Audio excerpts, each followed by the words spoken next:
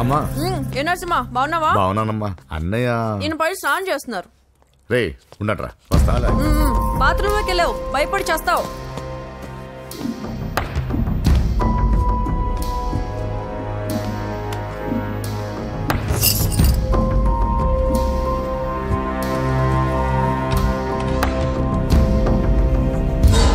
Sir నమస్తే. ఓరి నువ్వా?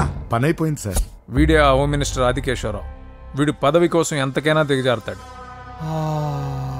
ఇప్పుడు తెలిగ్గా ఉన్నాను. చెప్పు నరసింహ, నీకేం కావాలి? వైటా, బ్లాకా, జూబ్లీ హిల్స్ లో సైటా? అది అదేం వద్దు సార్. మరి ఏం కావాలి? కాంట్రాక్ట్ ఏమన్నా కావాలా? సీట్ కావాలి. కాలేజ్లోనా?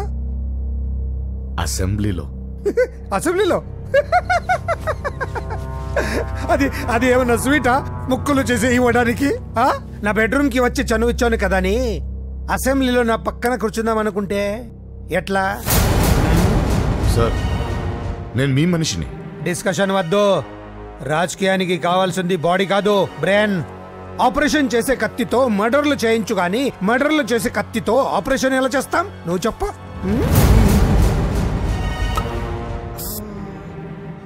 నీకు మరి అంత ముచ్చటగా ఉంటే శీతకాలం సమావేశాలు జరుగుతున్నాయి.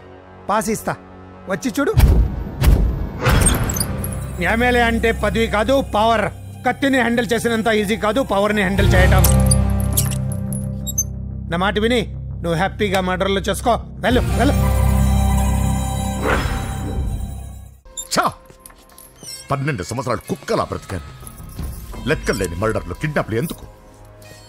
ఏ రోజైనా ఎమ్మెల్యేని అవ్వాలనుకున్నా.